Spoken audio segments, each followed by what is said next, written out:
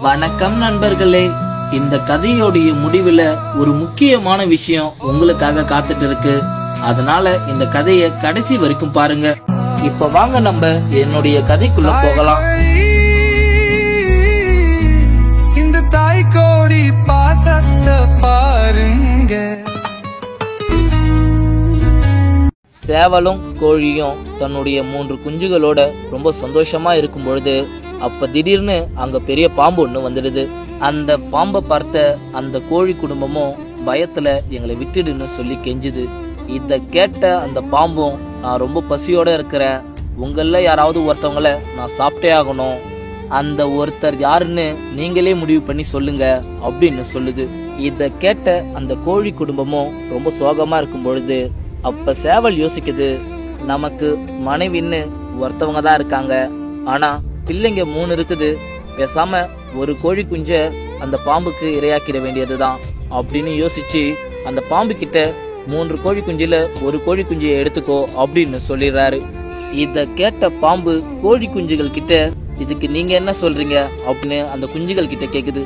அதுக்கு அந்த 3 கோழி குஞ்சுகளும், இத்தனை நாள் நம்மள அம்மா தானே அடக்காத்து உணவு கொடுத்து நம்மள பாத்துக்கிட்டாங்க, பேசாம எங்க அப்பாவை நீங்க சாப்பிடுங்க அப்படின்னு அந்த பாம்பு கிட்ட சொல்லிடுது.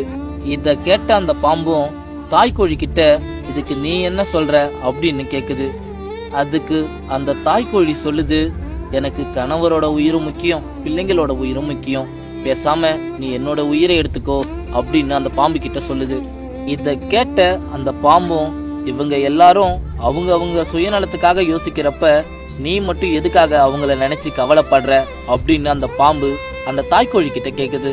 அதுக்கு அந்த தாய்கோழியும், இவங்க வேணா குடும்பத்துல ஒருத்தவங்களை இழந்துட்டு குடும்பத்துல இருக்கிறவங்க கூட சந்தோஷமா இருக்கலாம்னு நினைக்கலாம், ஆனா என்னால கணவருக்கு நல்ல மனைவியாகவும் பிள்ளைகளுக்கு நல்ல தாயாகவும் நின்னு யோசிக்கிறப்ப, நீ கணவரோட உயிரை எடுத்துக்கவா இல்ல பிள்ளைங்களோட உயிரை எடுத்துக்கவா அப்படின்னு என் கிட்ட கேட்டனா, நான் என் உயிரை எடுத்துக்கன்னு தான் நான் சொல்லுவேன் அப்படின்னு அந்த பாம்பு கிட்ட சொல்லுது.